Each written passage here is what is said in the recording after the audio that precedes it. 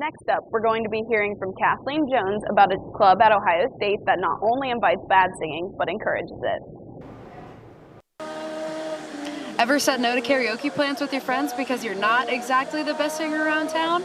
This club has you covered.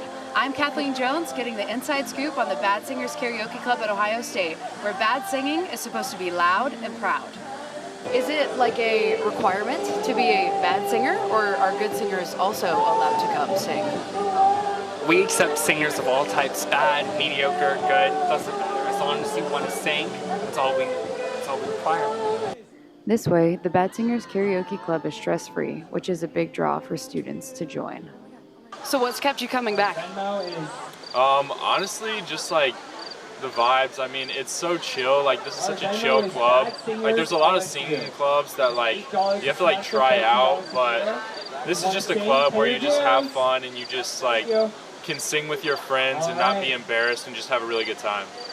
Even if it's just for one night, this club lets students relax and unwind. And why do you guys think it's good for Ohio State to have a club that like gives a safe space for people who aren't exactly like good at something? Because mediocrity is the average, and the average is a lot of people, 70%. So we get the two lots being compared to elites once in a generation, and then we get lost. We don't even try when we could have been awesome, but our fear is like holding us back. I think just putting the word bad relieves some of that stress or comparison. I would say that this is a club where people actually sing even if they're so very bad, and then people don't judge. They just cheered you out so that you feel comfortable and you still sing even if it's bad. If you're looking for a judgment-free zone to sing your heart out at Ohio State, this club might just be for you. I'm Kathleen Jones with BuckeyeTV. Friday, September 16th was National Working Parents Day, which shines a light on parents that work outside the home to provide for their families. We have Kelly Lau here with the story. College is an extremely busy time for many students while they are balancing in school, work, clubs, and more. They might forget about who's back home. Do you think students appreciate their parents enough? I'm here to find out from many students. How challenging would you say your parents had to work to raise your family growing up? And can you explain your answer?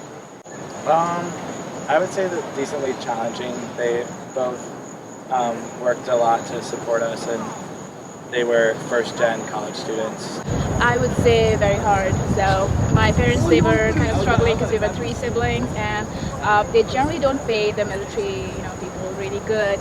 So he did have like a very minimal wage, and we had to kind of struggle. I remember my dad working a 9 to 5, obviously throughout my childhood, and then he eventually got laid off of that job, and there was a period of time where he was unemployed and he had a hard time mentally with that, and although he was able to spend a lot of time with us, it was still sad to see him in that state. Being a working parent is not an easy task. Surveys have found that working parents have trouble balancing all their responsibilities, and many have had to make sacrifices for their children as well. Do you think you give them enough appreciation throughout the year? Why? I would say so. Maybe I could give a little bit more. I call them like once a week.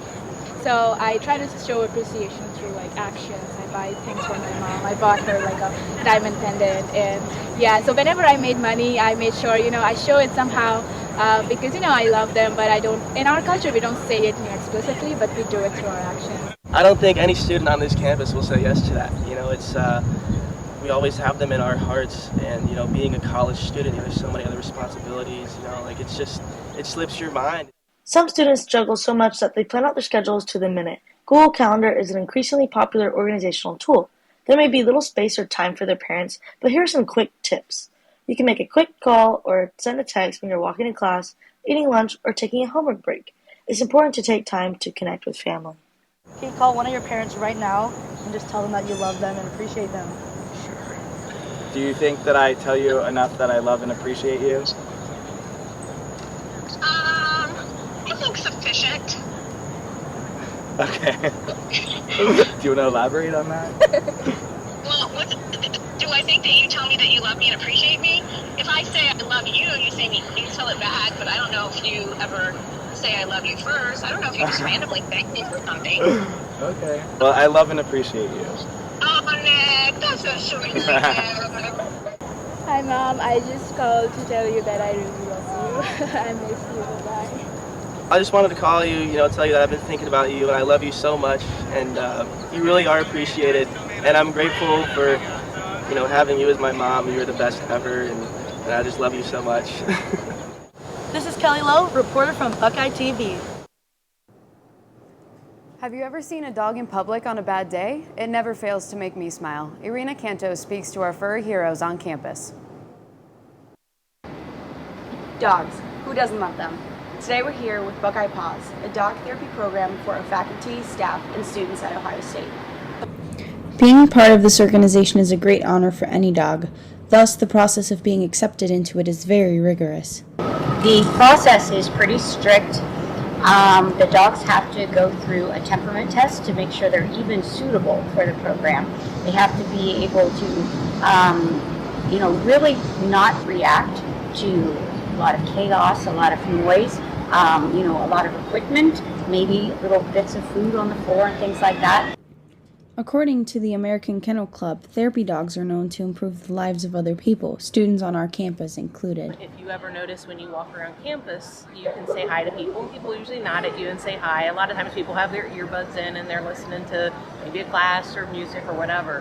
When they see the dogs come at them, they actually stop. They take out the earbuds and they're like, oh my gosh, can I say hi? They always want to know. And so they like to talk to the dogs, and they actually bring out a nice conversation. Some students even have a service or therapy dog of their own. Buckeye Paws is for those who do not have the chance to do that. What do you feel if you were to go to an event and see that Buckeye Paws as part of it? Oh my gosh, it already made my day. This is just the start of my morning. Seeing the paws around campus made me so exciting. College can often be a lonely place, but organizations like Buckeye Paws make college students feel at ease during those long study hours and homesick days. Irina Cantos with BuckeyeTV. That's all we have for you today here at BuckeyeTV. I'm Emily Curry. And I'm Kathleen Jones. Thanks for joining us, and go Bucks!